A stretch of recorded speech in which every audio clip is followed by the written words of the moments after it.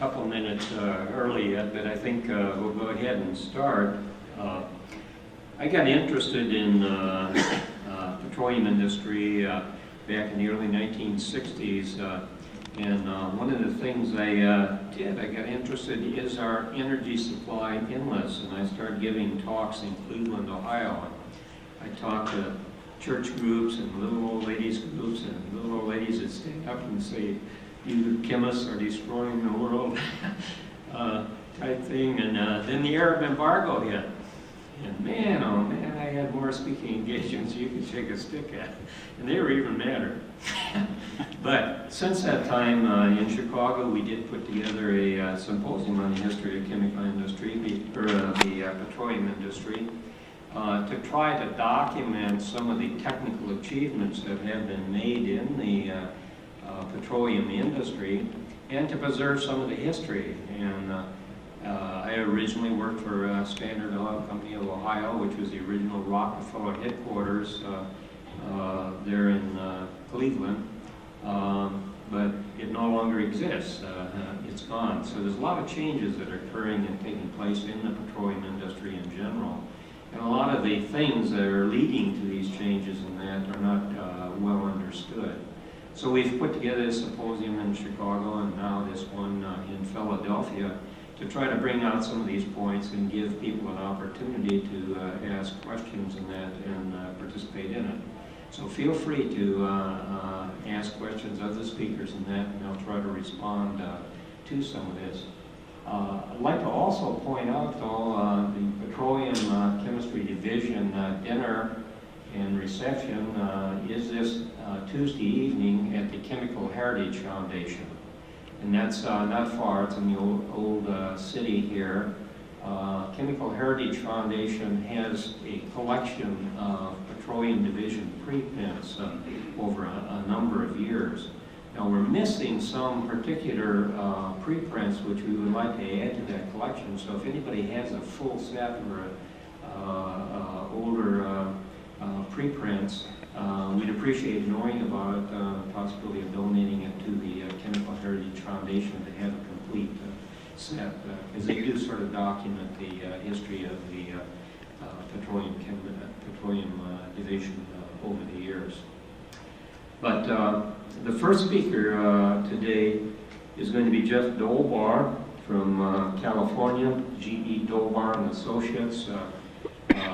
Geoff has been very active in the Petroleum Chemistry Division and actually is a past chair of that division.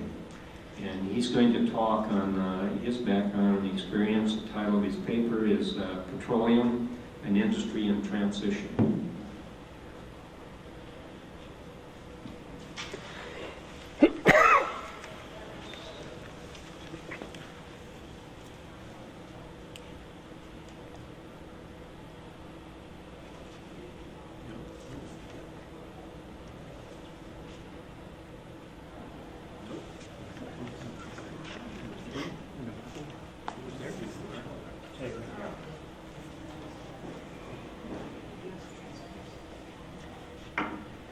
This is a topic that's been on my mind for about 10 years. The paper I'm going to give today is very much a progress report, if you will. It's a work in progress, and I will be continuing to update it as I go along. What I'm hoping for today is a lot of questions that make me even smarter by the end of the talk than I am at the start. Before I get into it, I want to apologize to the speakers who follow me. The ACS, in its infinite wisdom, has scheduled me for another talk at 4 o'clock this afternoon in another building. So I'll be leaving in the middle of it and missed a couple of the talks. How do I change it? Move this over.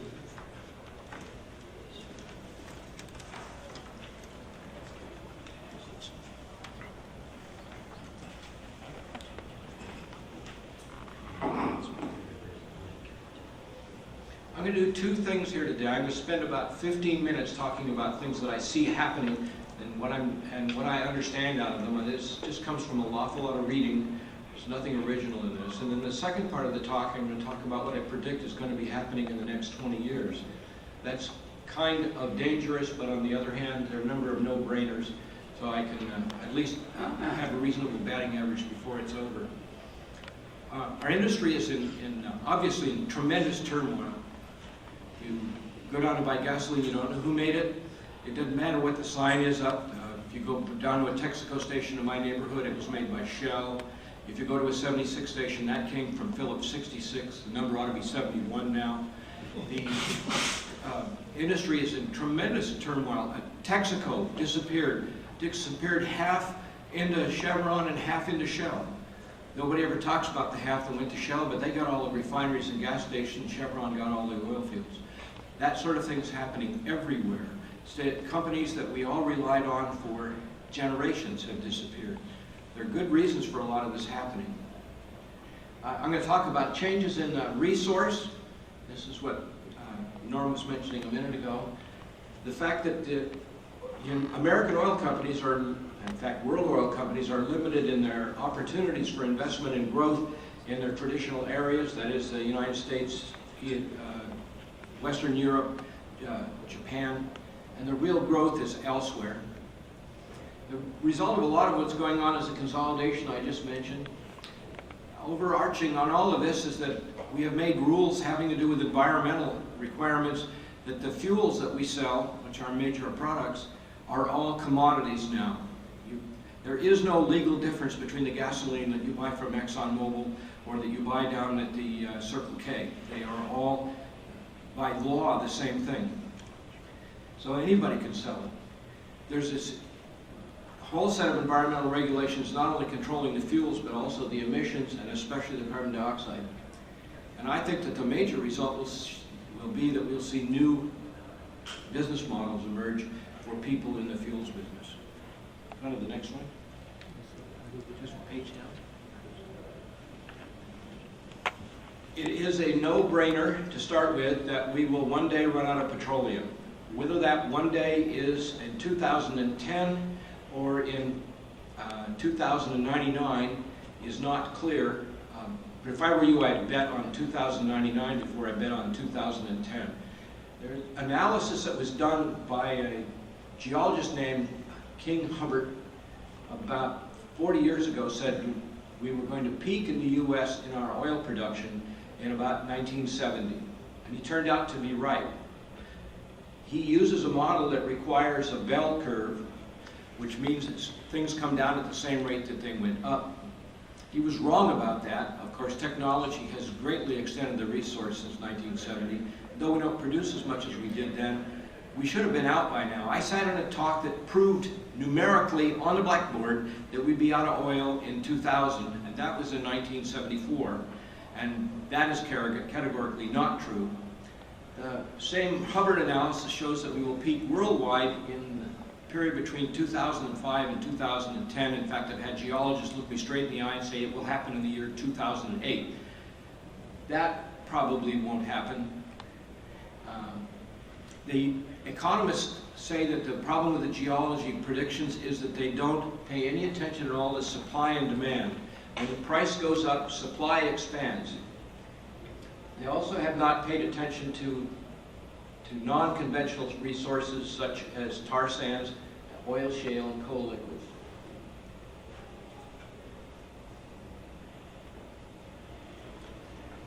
Today, in northern Alberta, they produce about 1 million barrels of liquids from tar sands. It's from a resource that I was told 20 years ago was never going to go anywhere because it's too far north and there's nobody there to work on it and it's too expensive to produce. They produce it at $7 a barrel. So they're doing exceedingly well in northern Alberta. They have amazing environmental problems as a result of what they're doing, but they're generating the cash they'll be able to handle it. An outfit in Boston called Cambridge Energy Associates has done a study for the oil industry, which you and I are not allowed to look at unless we live in a large oil company, which shows that there should be plenty of oil through the year 2050, even if we don't discover another barrel. I was allowed to look at this once in a friend's office, but he said if I tried to take it, he'd have to kill me. There is, in addition, far more natural gas worldwide than people believed in about 25 years ago. And in fact, I recall that in the oil shortage of 1973, we had a gas lamp on a pole in front our front yard instead of an outdoor electric light, and we were instructed to turn it off because the world was running out of natural gas. So there is a change in the natural gas situation. It is unfortunately much of it stranded, that is to say, not easy to get to market. So there's a growing industry in ships that haul stuff around as liquefied natural gas. There's also a major effort right now by a number of people to start gas to liquids operations, which I find humorous because back when I was in the liquids to gas business in the 70s, the gas to liquids are expensive to do and they're not being done very many places yet.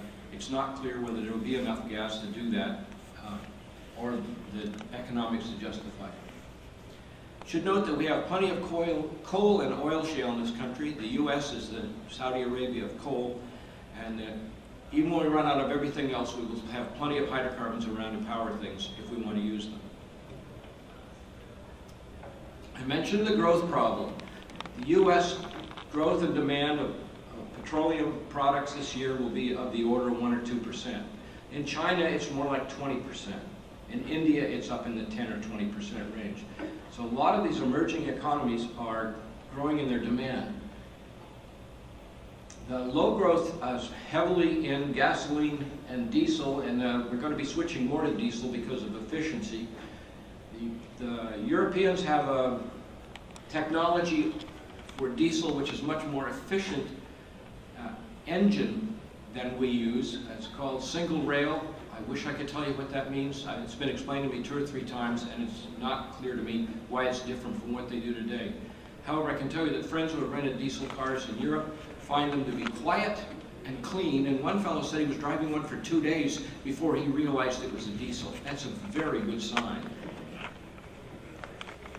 Oil companies are also traditional oil companies feeling a lot of competition from coal, solar, wind, etc.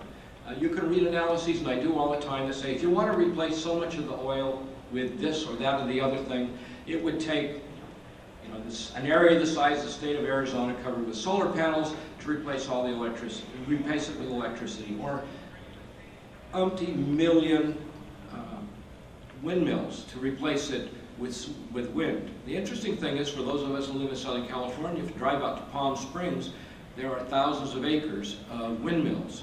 If you drive across West Texas, there's thousands of acres of nothing in particular, but a lot of the hillsides have windmills on them, and the very same folks who have been making their money pumping oil are now making it with windmills. So it's a very big growing business. The technology has gotten good, and that's why it's spreading so fast. One of the things that's going to help us all is efficiency has grown nicely in the last 25 years. When I was a boy, using gas turbines for generating electricity is something you did for topping power only. Baseload was oil or coal. You had these topping turbines. Nowadays, they baseload with turbines because turbines operate much hotter and more efficiently. And they put them together with a combined cycle, and they're up in the order of 60% efficiency on the fuel they burn, whereas the old coal plants ran 30 or 35. I believe it was Jimmy Carter who equated the poor efficiencies of the coal plants with morality, saying it was immoral to do that. Didn't seem to understand that morality had nothing to do with it. It was strictly Carnot cycle. But one thing he was right about, learning how to do it right saves an awful lot of fuel. There's a lot of improvements at point of use. If any of you have seen the little flashlights with LEDs that can put out about 5 times as much light as the old flashlights did with the same battery power. And all the stoplights everywhere are going with that. Well, stoplights are not a big user of electricity, but we will find LEDs in light sources all over the place as the price comes down with the expanding use. I mentioned Energy Star. You see these on your computer and so on. That's real stuff. They really are more efficient than they used to be. I mentioned the high impact of gas, the impacts of high gasoline prices. Gasoline is over $2 a gallon in Southern California now. I think is pushing that in a lot of other places. Kathy and I saw $2.79 a gallon in the eastern Sierras. isolated little town, eastern opening to the Yosemite Valley, next gasoline 100 miles. They could charge whatever they wanted, and that's what they were getting. It's $2.79 for regular. All of this, as long as gasoline prices stay up, it can do two things. It can put a lot of money in the pockets of the refiners so they can improve their technologies, but it also is going to mean people are going to start buying more fuel-efficient vehicles, including the combined, it's not the right word, like the Toyota Prius, which has an electric and hybrid engines. And that's happening, and Toyota can't make them fast enough right now. There's even public transit in places like Los Angeles and Houston, if you can believe it. Big problem is the effects are masked by long time constants. People don't go out and junk old cars just because they're fuel inefficient. It takes a while for them to be replaced. But we saw it in the 70s. The average gasoline mileage went up very nicely over a period of about 10 years because as people bought new cars, they insisted on them having better gasoline mileage. Next. Consolidation. I could sit up here for, but each of these little line item slides is the subject of an hour talk or a 3-day meeting. So I'm just hitting the buttons as fast as I can. And consolidation, we could sit up here all afternoon and all of us could think of a gasoline company, a brand that disappeared in the last 10 years. And to me, I would never have thought that Amoco would disappear or Sohio, let alone Texaco. Gulf's been gone for a decade, 2 decades now.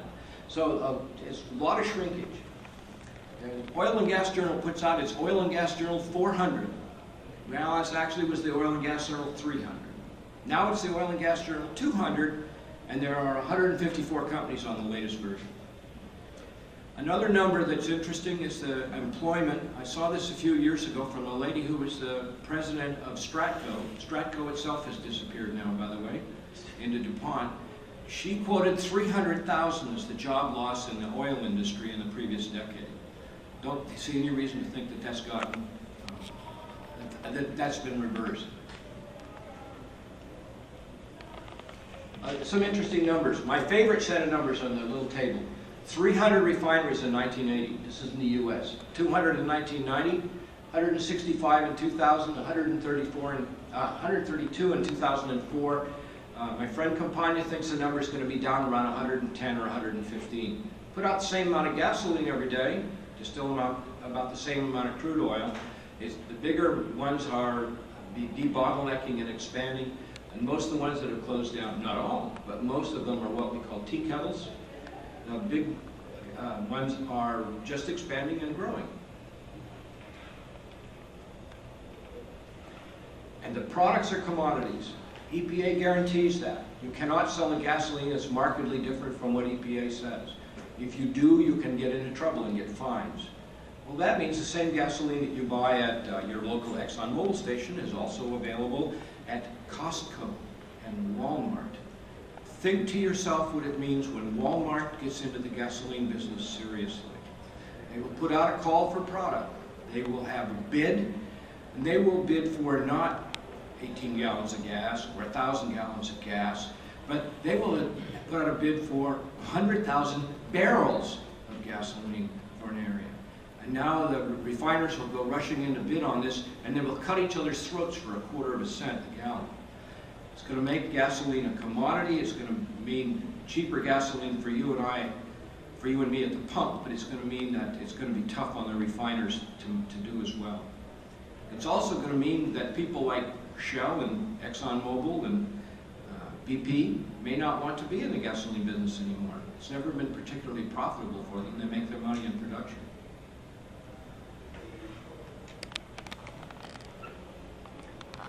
I mention this because this is really giving the petroleum companies agony right now. They're all switching to make ultra-low sulfur diesel. All the diesel sold in the U.S. after the 1st of July 2006 will have less than 15 parts per million of sulfur.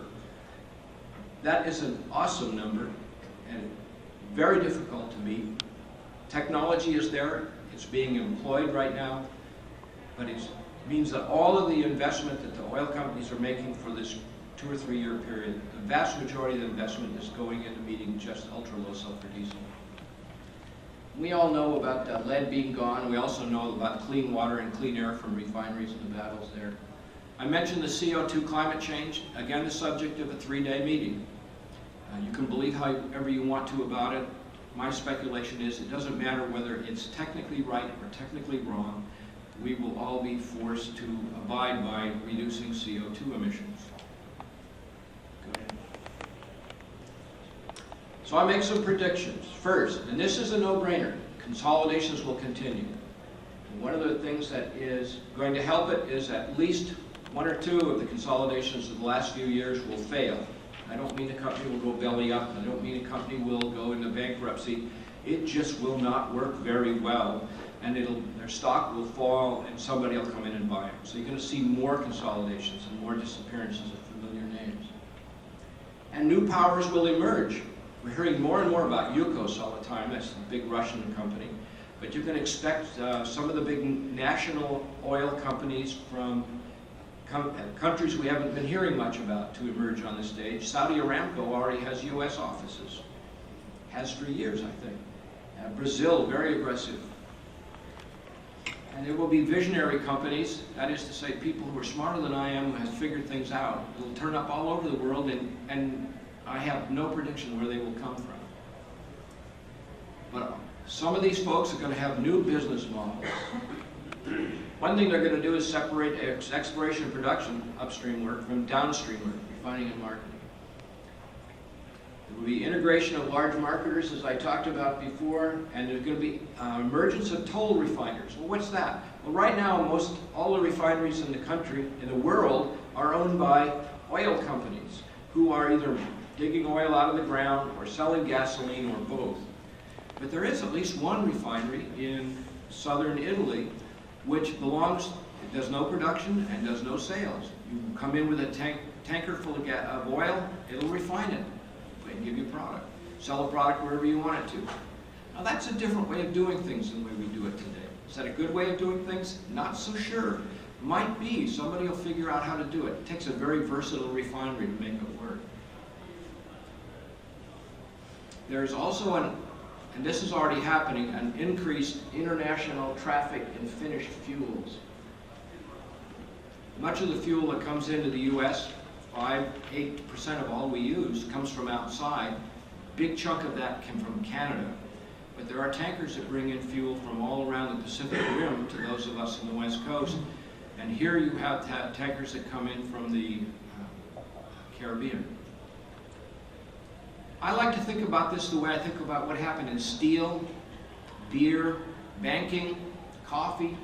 All these businesses have gone through consolidations, changes in business models, emergence of new powers. All you have to do is think of where did Sam Adams beer come from? It started out as a response to the fact that we got down to where you had your choice of Miller or Budweiser. And if you didn't happen to like Miller or Budweiser, you really didn't have much in the way. And there might be a local brewery left after all the consolidations, but not many. Sam Adams came up. There's no Sam Adams brewery anywhere. He's got a recipe, has it made all over the U.S. by his recipe, bottled and set out. That's a different business model. It'll happen in oil too. I don't know quite how yet. We'll see. Supply and demand will be no different 20 years from now than it is today. It'll swing back and forth. We see swings in the price of the oil and in the fuels worldwide. One thing you could be sure of is the prices will generally rise. The midpoint of the oscillations will rise. I don't think we'll ever see $1.50 gasoline again. I'd love to. Don't think we will. Feel sorry for all you folks who bought your Ford. What's the big one called? Explorer. No, the Expedition. SUV. Yeah. Anyway, the huge ones that are getting 6 miles to the gallon because you're going to be stuck with either throwing the thing away or running out of gas, or spending a tremendous amount for fuels for a while. The refining margins are, right now, I mentioned that, refining margins are typically, over long haul, $6 to $8 a barrel. That means they're bringing a barrel of oil, barrel of oil for 20 bucks and you sell the products for a total of 28. Right now, refining margins are over $20 a barrel. There have been times, by the way, when refining margins were zero or negative. Refining's not a good business to be into when it's like that. But right now, the refiners are making up for lost time. So the refining margins, one can hope for the industry will stay better than they did in the 90s, but one can also hope that they won't stay as high as they are right now, at least as far as the man on the street is concerned. Next one. See this one, this is another no-brainer. The switch to diesel is underway already. These new, more efficient diesels, which the EPA doesn't like because they're a little more smelly than they have a little more soot formally than the ones that are used here. We can expect in the next 5 years that will be solved and they will be here. We will also have catalysts on diesels to get rid of the soot, and that's the reason we're taking all the sulfur out right now. In Europe, in some places, they use an awful lot of C3, C4 liquids, propane, butane. The Netherlands, that's the preferred fuel. Hydrogen electricity in the long run, that's 20, 30, 40 years.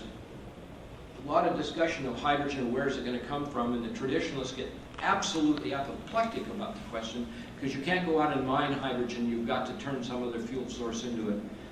Problem is the other fuel sources are all carbonaceous, so you have to make CO2 as a byproduct and collect it.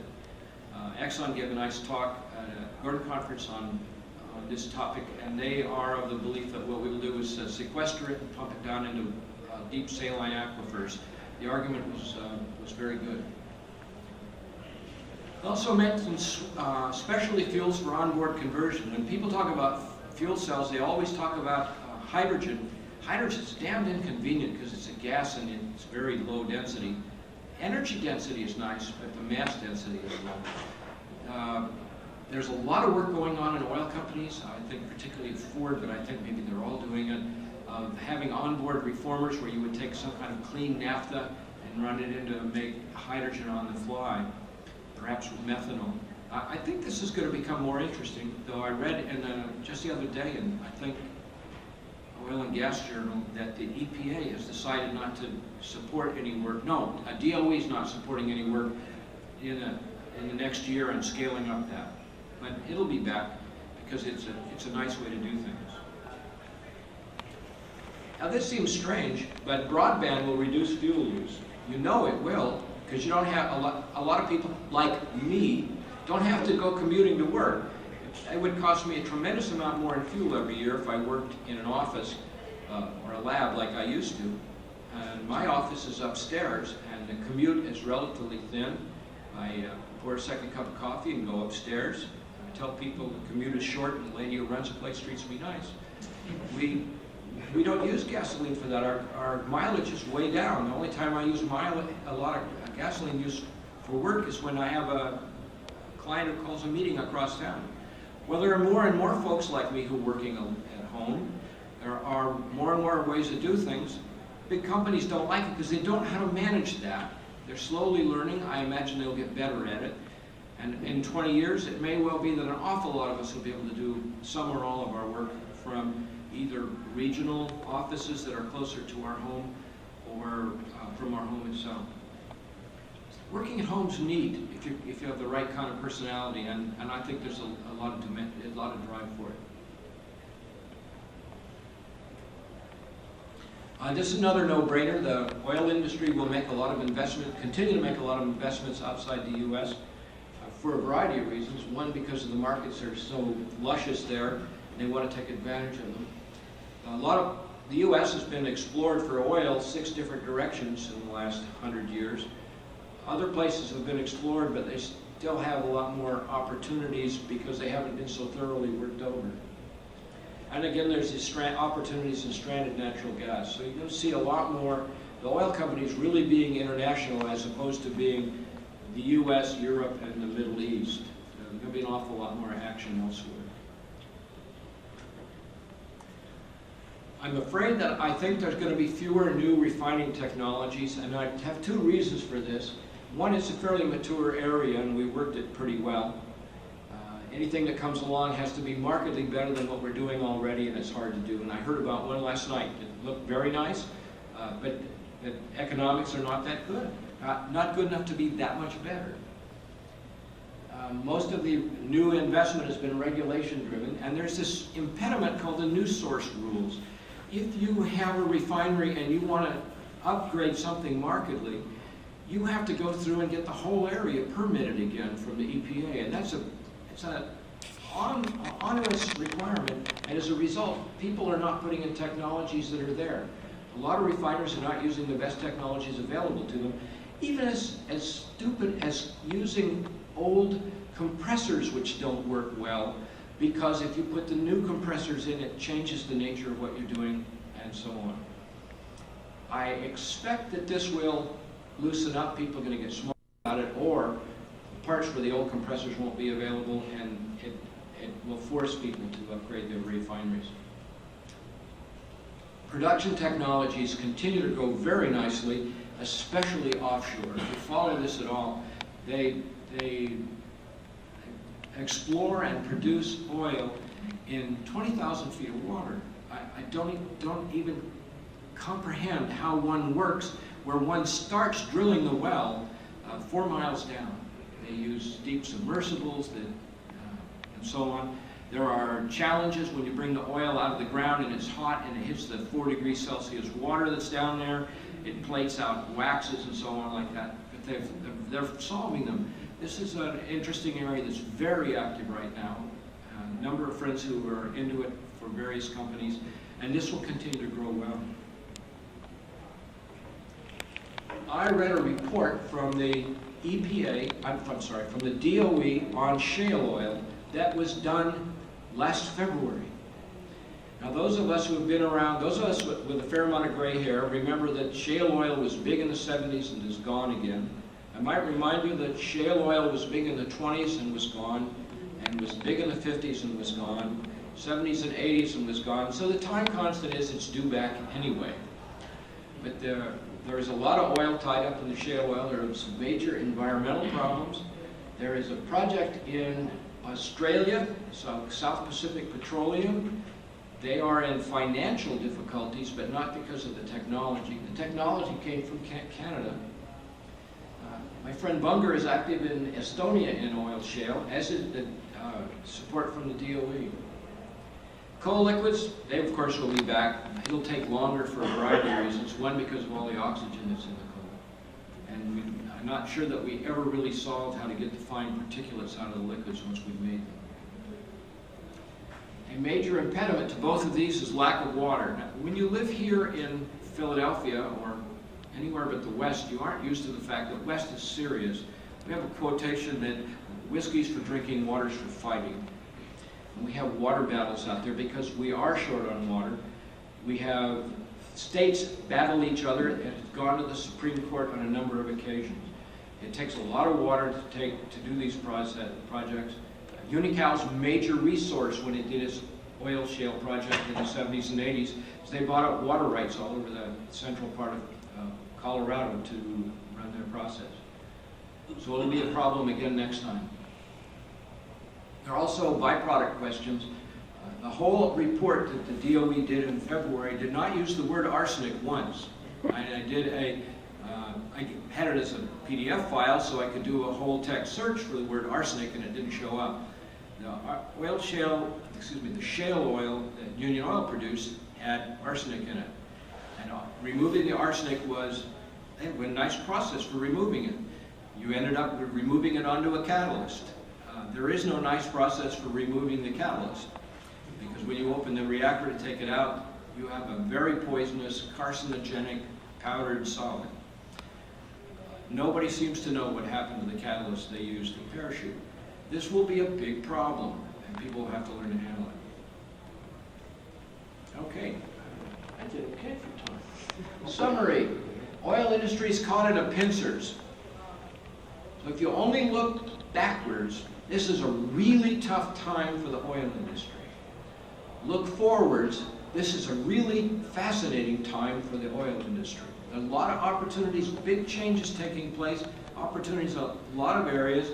Because prices have gone up on the crude, margins are going up on the products, and it's possible to make more money on it now.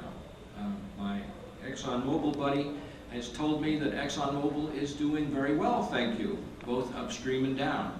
And I believe that's probably true of most integrated oil companies. And I believe the refiners themselves are doing well. We will continue to see consolidations and a shift in where the new investments are going. And I fully believe that we will see new business models. We may not see another Sam Adams beer, but we may see something or other that's as surprising as a national beer with no brewery. Is that all? I think that's all. Ah, yes. Said to be an ancient Chinese curse. May you live in interesting times, and we do. Thank you very much. I'll take any questions.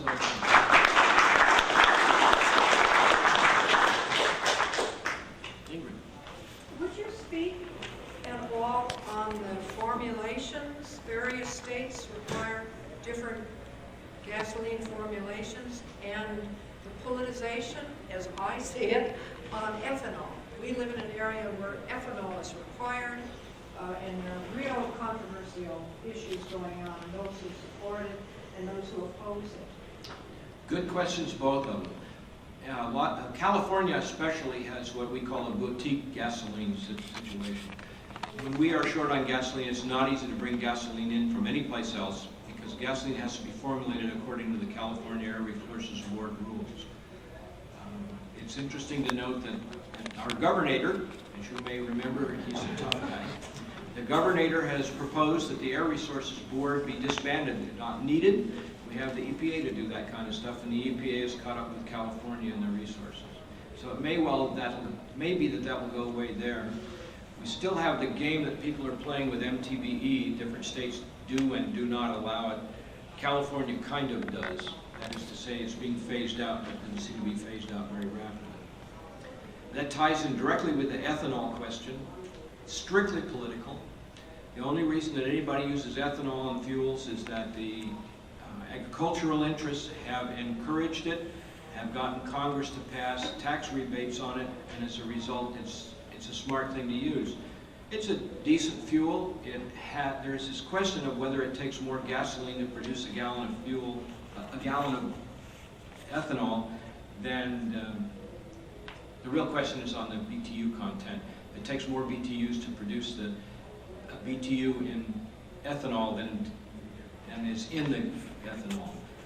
You can see calculations that run all the way from the fact that you put in about 80% as many BTUs to make it as you get out of it, to calculations that say you get 1.20 going in to get 1.0 out.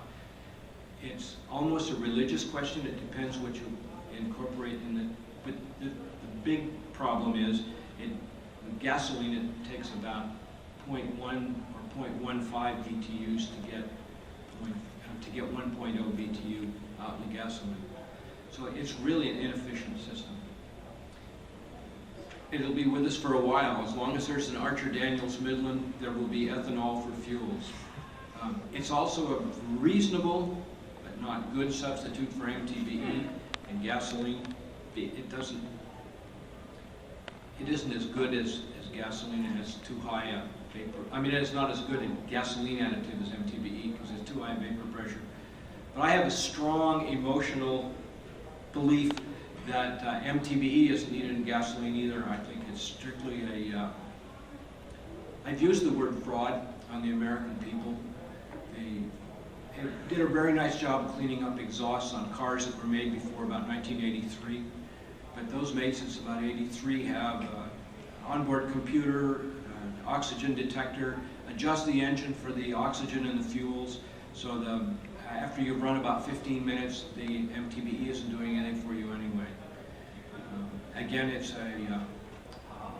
that case, it was a chemical company that did an absolutely marvelous job of lobbying for it. Yeah, all the questions like this are subject of one-day symposium. They really are. Oh, just more of a comment than a question on the Texaco brand. The Texaco brand is going to continue. It's a long story, But basically, after the merger between Chevron and Texaco, Shell had the exclusive rights to brand and market at the retail side the Texaco brand. That's expired. It's now a non-exclusive right. Chevron Texaco will be reintroducing the Texaco brand and will be servicing and marketing Texaco products at retail stations in the United States. So could I have a Texaco station on this corner, which is Chevron Texaco, and a Texaco station, which is Shell? For the next year, I'd say yes. After that, Shell has to either convert those Texaco stations to Shell stations or bulldoze them. Okay. But then it reverts exclusively to Chevron Texaco. Okay. So Texaco's still around. Other? Yes. I just want to make a comment about your statement that all gasoline sold in any branded stations are the same. They're absolutely not. In many cases it could be true because there's a lot of trading going on. But there are numerous regulations that dictate fuel formulation.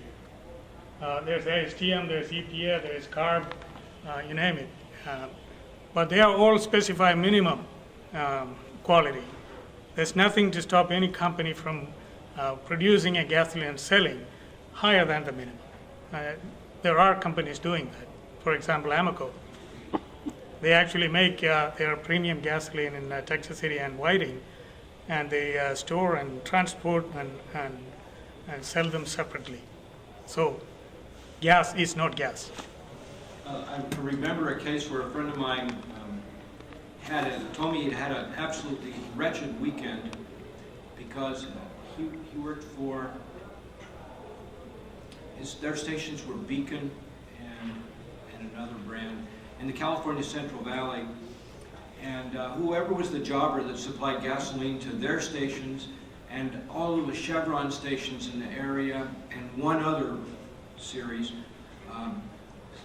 whatever the fellow had done, he'd left, it would appear to me he'd left diesel in the truck tank before he started distributing it. And there were cars dead all over the Central Valley because of this. But it was multiple brands that were served by the same jobber. And I didn't understand that at the time, and then he told me that the gasolines had to be the same by law, so it didn't matter. And that the jobber would end up going out of business because he had violated basic rules on what and his fines would probably put him out of business. Yeah, Mark. Just to build on that, he's absolutely right. Gasolines are not the same. The hydrocarbon content has to be specified through a research octane and something like that. But there are additives that branded gasolines have that the other stuff doesn't have. That's why it's a few cents cheaper. But they burn differently, so gasolines really are different, and they don't come to the same government spec like bourbon does. I've heard that. Other questions? Any other questions? Well, fine, we thank you.